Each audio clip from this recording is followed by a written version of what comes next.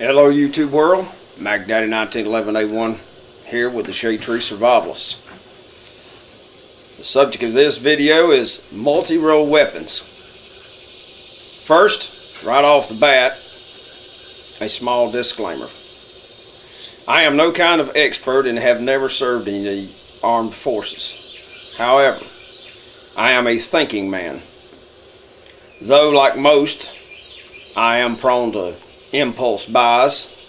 For the most part, I tend to be deliberate, especially if there are hundreds or thousands of dollars on the line. I also tend to be opinionated and not shy about sharing it with you or anyone else.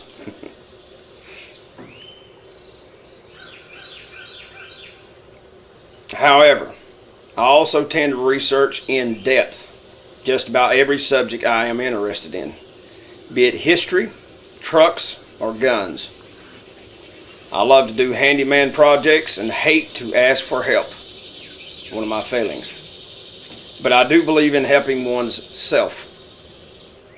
The subject of this video is multi-role weapons. The most obvious is, of course, the shotgun. There are literally dozens of ammunition choices as well as barrel and sight choices available for most popular single shot and pump models. Not so much for automatics, which tend to prefer specific loads to operate reliably. Some, of course, are more versatile, but I'll stick with a pump. Shotguns, however, are mostly for short range, and depending on where the fight takes place, 100 yards max effective range isn't going to cut it. That leaves us with the rifle, known as the queen of the battlefield.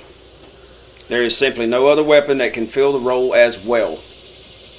Yet, all rifles are not created equal, nor for that matter is ammunition.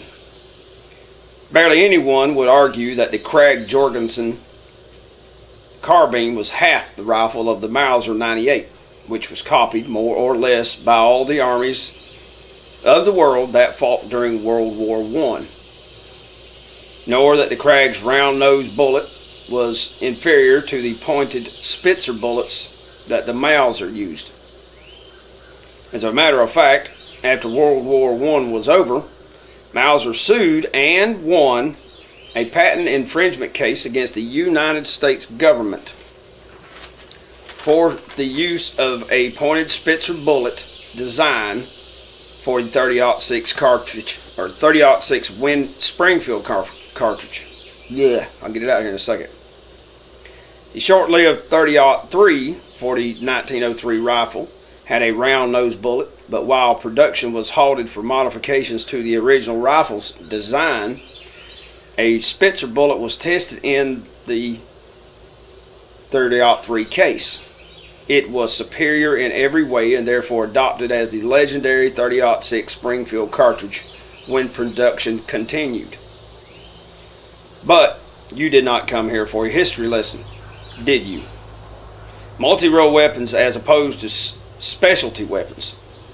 In modern warfare, where rate of fire is often substituted for true firepower and where weight and bulk considerations overrule stopping power, we see professional armies settle for light, handy, underpowered carbines to do a full-powered rifle's job.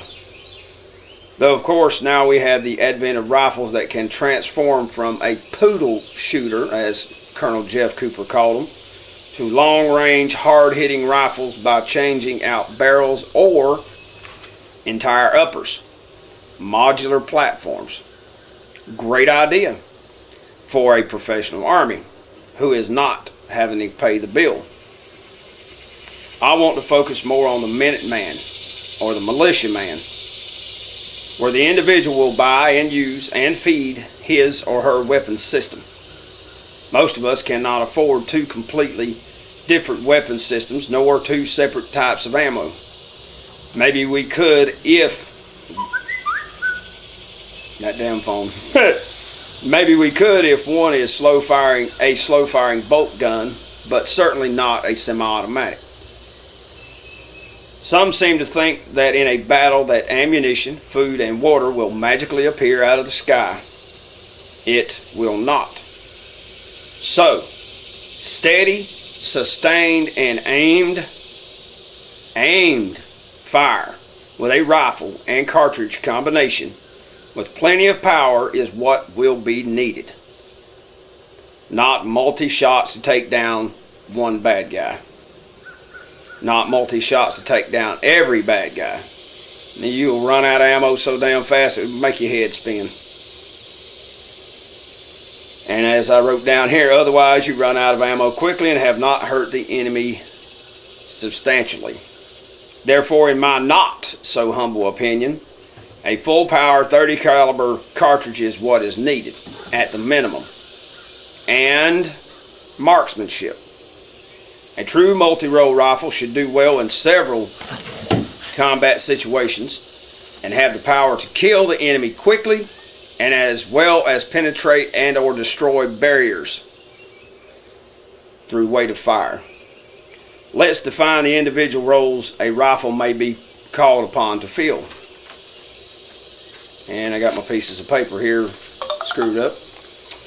Number 1, precision rifle fire. When I say precision, I'm talking about very accurate. Number 2, suppressive fire. Keep the enemy's head down while the other guys rush her in and outflank them, whatever the case may be. Number 3, to be able to defeat barriers and body armor. Number 4, should be able to stop vehicles, trucks, or cars. Stop them like at a checkpoint, a roadblock, and maybe it's like in Iraq or Afghanistan, they've got a car bomb and you can't stop them and they rush right into the middle of a crowd or the base or whatever the case may be, your camp, and explode and blow the hell out of everybody in there. Number 5, interdiction, day or night, boats, aircraft, etc. Number 6, hunting for survival. Alright. Number 7, urban warfare, house clearing, building clearing, and so forth.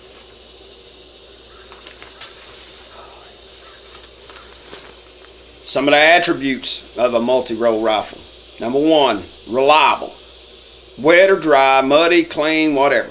It must be reliable to be able to do the damn job every time you need it to. Number 2, the cartridge must have sufficient power to stop a civilian vehicle or enemy troops and deliver it out past 500 yards with killing power. Number 3, low maintenance. Number 4, it is capable of being field stripped, taken apart enough to be cleaned easily in the field without tools. Number 5, it should be suited for short and or long range work. Number 6, accurate. Not some of the time, all the time. Number 8, be able to fast reload. Reload it quickly with a box magazine. Number 9, can maintain a fast rate of fire. Again, with the box magazine. Number 10, should have a buttstock that is adjustable and sturdy. So that it is used, you'll be able to use it and it won't alter your length of pull dramatically when you change, whether you have body armor under your clothing, over your clothing, winter clothing, plus body armor, it adds thickness, inches. Alright, and that'll make it more or less comfortable to shoot, and you won't have that cheek weld that is absolutely necessary. It should be able to, number 11, should be able to easily mount optics and or night vision or FLIR. FLIR is forward-looking infrared. Okay, infrared is like night vision goggles. Okay. Number 12, should be able to be mounted to a bipod or tripod or a vehicle weapon mount. Okay, it should be compatible with any of those systems. Number 13, ammunition, widely available in military or civilian arenas. Number 14, tough, accurate, reliable iron sights, not freaking plastic. Get the hell out of here, man. Number 15, Be capable of manual operation if gas system is fouled. That is one of the things I believe I may have overlooked in some of my videos on the M14. You can turn the gas completely off of it, and you can cycle the action one round at the damn time. And when I say that, when it's not semi-automatic, you're actually working it like a bolt gun, except instead of pulling up and back, as you're pulling the rod back, it rotates the bolt out of the battery. You pull it back, it ejects the round, you let go, it feeds another one. Not semi-automatic like an AR. I don't know if you could even make an AR where it would be completely single shot only and there's no cycling of the action at all in case it's completely fouled to the point it won't work. Don't know. But anywho, that's the end of my video on multi-role weapons. Whatever weapon system you pick, you know, your life depends on the choices you make with these things. And if you pick the wrong one, and you think, like I said earlier, that the ammunition and so forth is just going to magically appear on the battlefield, that's not going to do it. You're going to need to be able to strip it from the enemy dead, or be able to find it, or have caches of it laid out in a scenario. But if you think you're going to stay in one little tiny area, that's how they catch you. Anywho, this is Mac Daddy 1911A1 with the Shade Tree Survivals. Thank you very much for watching. Y'all have a great day.